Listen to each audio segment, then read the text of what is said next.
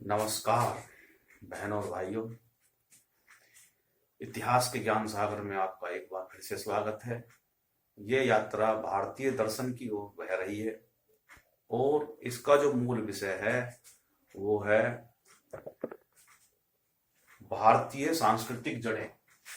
भारतीय सांस्कृतिक जड़ें और इन पे चर्चा करते हुए हम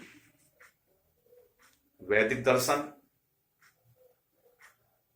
और जैन, बौद्ध, चारवाक आदि विषय पे हम चर्चा कर चुके और हमारी अब ये यात्रा जा पहुंची है कि भाई इनमें क्या तो समानताएं थी, क्या असमानताएं थी और इसके बाद में वैदिक संस्कृति का उदय पुनः कैसे हो गया, जबकि ये तो नास्तिकवादी जो थे उन विचारधाराओं के झंझावात में भी फंस चुका था। तो इनकी जड़ें किस प्रकार से इतनी गहरी थी कि जो है वो पुनर्जीवित होने लगी और कैसे जो है इनका उदय हुआ फिर से और कैसे जो है ये प्रचार प्रसार इन्होंने अपना करा, क्या समानताएं थी, क्या असमानताएं थी। तो देखो, मैंने बताया था कि जो बौद्ध, इससे पहली जो वीडियो थी उसमें मेरे से एक त्रुटि हो गई। मैंने जो है जैन जो है मत के जो संस्थापक थे महावीर स्वामी को 23 में तीर्थकार के रूप में बता दिया, लेकिन वे 24 में थे। इसके लिए मैं क्षमा याचना करता हूं और जिस किसी भाई को ये बुरा लगा हो उसके भी मैं क्षमा मांगता हूं। गलती हो जाती है बोलते समय। तो बौद्ध और जैन जो मत थे ये जो हैं 6वीं ईसा पूर्व में उत्पन्न हुए थे और इनका मैंने कारण बताया था, क्या कारण था। इसके बाद में आज से जो लगभग देखा जाए तो आज से जो है 3000 वर्ष जो है ईसा पूर्व, यानी कि बिफोर कॉमन एरा जो था उससे हम मानेंगे। और इनका जो प्रचार प्रसार था वह भिक्षुओं के माध्यम से और भिक्षुणियों के माध्यम से होता रहा।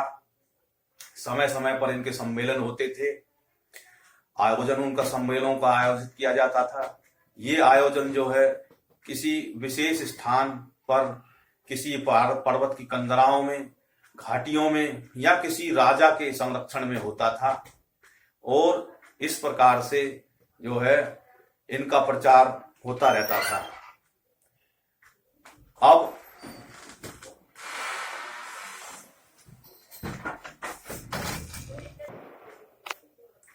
तो इस प्रकार से, जैसे मैंने बताया कि इस प्रकार से सम्मेलन होते रहते थे। इनमें राजा और जो उनके उस समय के जो गणमान्य लोग थे, जो व्यापारी थे, सेठ थे, साहूकार थे, वो भी हिस्सा लेते थे और आम जन भी हिस्सा लेते थे। उसको संतति कहते थे। और उन सम्मेलनों में उनके जो है, जैसे आज के समय पे गुरु बाबा उनके होते रहते हैं, नामदान लेते हैं लोग बाग, तो इस प्रकार से उनके चेले जो है वो भी बनते थे और अपने जो भी बातें थी उन पर गहनता से विचार करते थे। कोई समस्या आ रही हो तो उसका भी समाधान हेतु राजाओं से और जो है गणमान्य लोगों से सहायता की जो है बातें की जाती थी।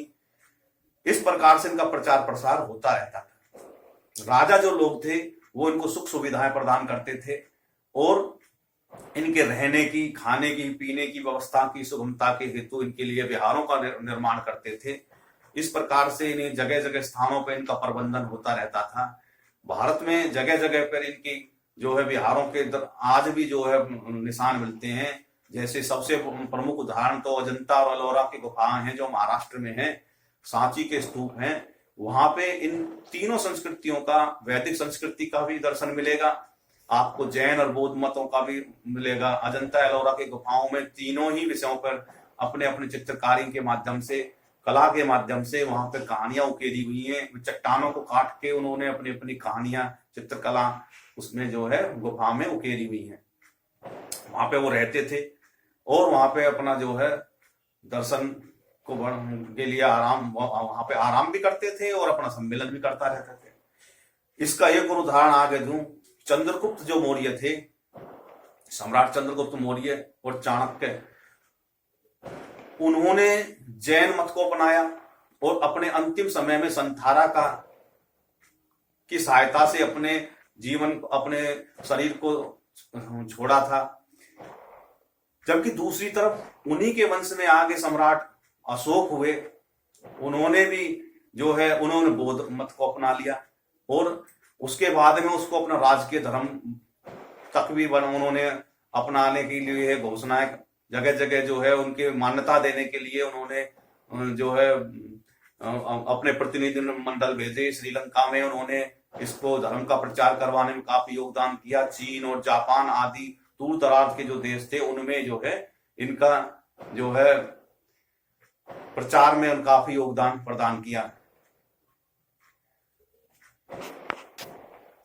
इस प्रकार से उन्होंने सम्राट अशोक पे बौद्ध धर्म का काफी प्रभाव पड़ा और बौद्ध धर्म को भी इसको काफी प्रचार, बौद्ध जो मत था उसको भी जो है इस पे प्रचार पे काफी उसमें सहायता मिली। सम्राट जो अशोक थे उन्होंने जो है अपना विजय अभियान को छोड़कर हिंसा का जो मार्ग था उसको त्याग किया और अहिंसा के मार्ग का उन्होंने अपनाया और उन्होंने अपने विजय अभियान छोड़ दिए और जगह जगह जो है लोगों के लोगों को प्रसारित करते कि भाई अहिंसा ही जो परम धर्म है। इस प्रकार से उन्होंने जो है अपनी जो है राजदूतों के माध्यम से अन्य जो पड़ोसी राज्य थे उनमें जो है अपने अपने प्रतिनिधि मंडल भेजकर इसको जो है बढ़ावा दिया। इस प्रकार से इस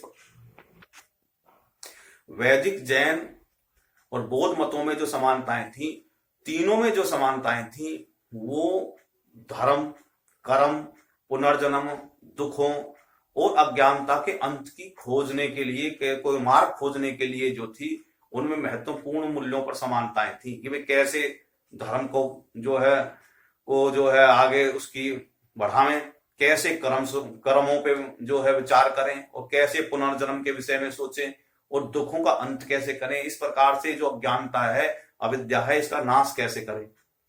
इस प्रकार से उन्होंने महत्वपूर्ण समानताएं थी क्योंकि इन तीनों का जो मूल का जो था वो सत्य की खोजने पे था कि भाई सत्य को कैसे खोजें। और अपने इन तीनों मतों ने जो संयम पे, जो जीवन में संयम पे मुख्य, क्योंकि उस समय का जो ये तीनों मत थे ये संयम पे आधारित थे कि भाई हमें जो है जीवन को कैसे संयमित करें। जैन और बौद्ध मतों के जो संस्थापक थे उन दोनों ही अपने उनका जो गृह त्याग था वो केवल अपने अपने प्रश्नों के उत्तर ढूंढने के लिए ही वो गए थे। जबकि भारतीय जो पूर्व दर्शन था, जो वैदिक दर्शन था, वो वैदिक दर्शन से भी पहले जो हमारे जो मूल्य थे उसमें भी यही था कि ज्ञान की प्राप्ति के लिए जो है वो जाते थे और जो है प्रकृति की गोद में बैठ के वहां के किस प्रकार से प्रकृति संचालित हो रही है और कैसे जो है लोग बाग जो है ये पूरा ब्रह्मांड कैसे चल रहा है, कैसे एक दूसरे से ये निर्भरता बढ़ी हुई है, प्रकृति कैसे काम कर रही है, किस प्रकार से संयमित होकर अपना जो है वो जो है संसार चल रहा है, उसके वो वहां से ज्ञान मिलता था और फिर वो ज्ञान प्राप्ति करते थे। इस प्रकार से मेरा जो कहने का मतलब ये है कि संयम जो है भारतीय मूल का जो संस्कृति का मूल आधार है। महात्मा बुद्ध के जो प्रश्न थे जो जिसलिए उन्होंने घर छोड़ा था वो तो ये था कि भाई मानव जीवन में के दुखों का मूल कारण क्या है। जबकि जो महावीर स्वामी का जो था वो ये था कि ये जीवन के जो ये दुख हैं इन पे विजय कैसे प्राप्त करी जाए। यानी कि उनका तो ये था कि भाई ये दुख क्यों होते हैं सारी इस जीवन में, और उनका जो था कारण वो जो था घर छोड़ने का मुख्य कारण था वो ये था कि इन दुखों को कैसे जीता जाए। तो दोनों की थोड़ी थोड़ी समानताएं थी। वो प्रश्न खोजने के लिए गए, वो उसको उत्तर ढूंढने के लिए गए। तो महात्मा बुद्ध जो थे वो अविद्या और मोह को दुखों का कारण मानते थे, जबकि महावीर स्वामी जो थे इन अविद्या और मोह पर कैसे विजय पाने हेतु अपने जो है विवेक का जागरण करें, किस प्रकार से तपस्या करें कि ताकि हमारा विवेक जागृत हो और इन दुखों को विजय प्राप्त कर सके। इस प्रकार से आगे जो है उन्होंने जो है जीवन में संतुलन पर अधिक जोर दिया कि भाई संयम और संतुलन बना के रखे जीवन में। इसी प्रकार से उन्होंने 3 जो है बातें मैंने पहले बताई थी कि भाई उन्होंने बताई कि भाई एक तो अहिंसा का पालन करें, दूसरा सत्य के मार्ग जो है वे खोजने के लिए अनेक मार्ग होते हैं। इस प्रकार हमने सभी मार्ग, जितने भी जो लोग मार्ग खोज रहे हैं उनको सम्मान देना चाहिए। और तीसरा जो था उन्होंने कहा था कि भौतिकवादी जो जीवन है उन पे हम संयम पाए, यानी कि सुख सुविधाओं पे हम ज्यादा जोर ना दें, उतनी ही इनका उपयोग करें जिससे हमारा जीवन चल सके। इस प्रकार से जैन मत में आत्मा और पुनर्जन्म के को माना और कहा कि भाई मोक्ष कैसे प्राप्त करें, इस पर भी उन्होंने जो है अपना जोर दिया। और इस हेतु इंद्रियों पे संयम और नियंत्रण पर बल दिया। इसके लिए कठोर तपस्या का साधन उन्होंने मार्ग अपनाया। और जबकि जो बौद्ध जो मत वाले थे उन्होंने मध्यम मार्ग अपनाया, वो ज्यादा काया कष्ट पे जोर नहीं देते थे, जबकि आनंद में ज्यादा विश्वास करते थे। और ये जो थी भौतिक जो सुख सुविधाएं थी, इनसे भी उन्होंने कोई ये नहीं कहा कि भाई साहब हम नहीं अपनाएंगे। वो मध्यम मार्ग अपना के अपना जो है दुखों को भुलाने के लिए समय समय पर जो है उन्होंने जो भाई इस दुख पे हम कैसे प्राप्त करें, आनंद कैसे लें, इसलिए जो है उन्होंने जो है ये इस प्रकार के जो कठोर बंधन हैं उन पे उन्होंने नहीं अपना के काया कष्टों पे ज्यादा जोर न देते हुए मध्यम मार्ग को अपनाया। जैन जो मत वाले जो थे उनके जीवन का में जो है अनशन को, यानी कि उन्होंने कहा भाई हम जीवन को हम त्याग करें, उसके लिए उन्होंने कठोर व्रत को धारण करना होता था। वे अनशन जो करते थे, अन्न जल को धीरे धीरे त्याग देते थे। उसके बाद में सांस लेना यानी वायु पे भी उन्होंने जो है वो कर देते थे कि हम वायु भी नहीं लेंगे शरीर में, धीरे धीरे से वो अपने शरीर को त्याग कर देते थे। ये बड़ी कठोर और जो है बहुत ही जो है तपस्या होती थी, हर कोई नहीं कर सकता, इस पे काया कष्ट बहुत होता था। वो अपने व्रतों पे जीवन में इस प्रकार से व्रतों को धारण कर लेते थे कि उससे पीछे नहीं हटते थे। जबकि बौद्ध मत वाले जो थे वो इसके लिए तैयार नहीं हो थे। उन्होंने कहा कि भैया हमें अपने शरीर पे ज्यादा कष्ट नहीं थे, जब तक ये शरीर चलने दो, इसको जब तक चल रहा हमें क्या। तो इस प्रकार से आगे चल के जो है जो बौद्ध जो मत वाले थे उनमें जो संयम जो था और था वो, क्योंकि महात्मा बुद्ध तो अपना महापरिनिर्वाण कर चुके थे, तो उनके जो चेले थे वो इस प्रकार से आगे अपना जो है बढ़ने लगे, प्रचार प्रसार होने लगा। और आगे चल के उन्होंने तंत्र मंत्र, जादू टोना और भोग विलासों पे ज्यादा जोर देना शुरू कर दिया और उनकी तरफ झुकने ज्यादा लगे। और अपना जो मूल मकसद जो था वो धीरे धीरे उनसे छूटने लगा। इस प्रकार से उनके जो अनुयायियों में आपस में झगड़े कलह होने लगे और उनमें जो है 2 हिस्सों में हीनयान और महायान में जो है बट गए।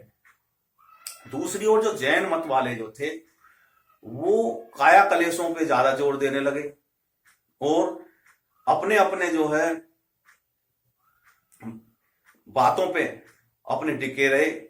तो लोग बाग जो थे वो कहने लगे नहीं भाई ये तो भोग विलासी हो गए और ये तो घने ही ज्यादा नियम शर्त लगा रहे हैं कि अपना ऐसे रहो भैया, ज्यादा धन मत इकट्ठा करो। अब घर गृहस्थियों के लिए तो ये दोनों चीजें ही विमुख है। उन्होंने तो भैया थोड़ा सुख सुविधाओं का भी लाभ लेना और सब तरह की सुख सुविधा रखनी, धन भी इकट्ठा करना, भौतिक चीजें भी इकट्ठी करनी। धीरे धीरे क्या हुआ कि लोगों का मोह इनसे भंग होने लगा, कहने लगे भाई ये तो घने ही ज्यादा नियम शर्तों को लग रहे हैं, ये तो भोग विलासी हो गए और तरह तरह की बातें करते हैं, भाई काय के वाह साधु संती है। तो मेरा कहने का मतलब यह है कि फिर से और उधर जो है भारतीय उसमें जो पुराने जो थे वैदिक संस्कृति में उदय होने लगा और शंकराचार्य का उदय हुआ। उन्होंने जो है प्रचार शुरू किया, बीड़ा उठाया और काशी पहुंच गए। उन्होंने पता करी कि भाई क्या कारण है कि जो हमारे संस्कृति का अपना पुरानी जो बातों का पतन होता जा रहा है। उन्होंने कहा कि भाई यहाँ तो बौद्ध वालों ने और उन्होंने जैन वालों ने अपने झंडे उठाए फिर रहे हैं। तो उन्होंने जो है सबको बुला के भाई ये तो हमारे तो जो है ये बिल्कुल जो है इन्होंने तो अति करनी शुरू कर दी है। इस प्रकार से उन्होंने फिर जो है चारों दिशाओं में घूम घूम के 4 मठों की स्थापना करी और उनपे एक एक शंकराचार्य स्थापित करे बाद में, और उनकी जिम्मेवारी ये दी कि भाई आपको पुनर्जागरण करना है, और जो भी हमारे ऐसे गलतियां हुई हैं, जो कर्म कांडों की तरफ ज्यादा रुझान हुआ है, जो भी है उन पे भाई दोबारा से वेदों की तरफ, उन्होंने वेदों पे उपनिषदों पे भाष्य लिखे, और इस प्रकार से दोबारा से ये पुनर्जागरण होने लगा। अब इन बातों से मैं फिर इस प्रकार से चरवाक थे, उनसे भी लोगों का मोह भंगा होने लगा, ये तो गलत शिक्षा दे रहे हैं, बताओ लेकर किसी का द्यो मत ना, खाओ पियो मौज करो, आगे की कोई ना पता। तो भाई ऐसे ना, वे तो नास्तिक प्रवृत्ति के थे, और बौद्ध वाले भी नास्तिक प्रवृत्ति के थे ये भी, लेकिन जो जैन वाले थे ये ईश्वर में विश्वास रखते थे और आत्मा में भी विश्वास रखते थे, लेकिन बौद्ध वाले जो आत्मा को भी नहीं मानते थे, वो तो मध्यम मार्ग में अपनाए हुए थे, तो जो बातें होती थी तो मौन हो जाते थे। तो इस प्रकार से ये जो है चलते रहे, दोबारा से पुनर्जागरण होने लगा। और मैंने जो इतनी चर्चा करी है उसमें एक बात निकल के आई कि भारत में की संस्कृति की जड़ें इतनी गहरी थी और इतना संयम था कि अब आप देख रहे हो, कोई तो कह रहा ईश्वर को हम मानते हैं, कोई कह रहा हम नहीं मानते, कोई कह रहा मौज लो, कोई कह रहा मस्ती करो, कोई कह रहा संयम करो, यानी कि सबको आजादी ही। ये ना है कि जोर जबरदस्ती लठ के जोर से मेरी बात तुझे माननी पड़ेगी। भाई मान रहे हैं ना मान रहे, हमारी मर्जी। हम भगवान से के साथ में किस प्रकार से जुड़ते हैं, ये नहीं थी कि तुम आया तो तुम मानेगा, नहीं तो सर कलम कर देंगे। इस बात पे सर तन से जुदा वाली जो बातें जो करते फिर रहे हैं लोग बाग, उन पे जोर नहीं था, यानी कि मर्जी का सौदा था। जिसकी आस्था श्रद्धा जहां जुड़ी हुई है वहां वो उसकी तरफ झुकता चला जाता था वो।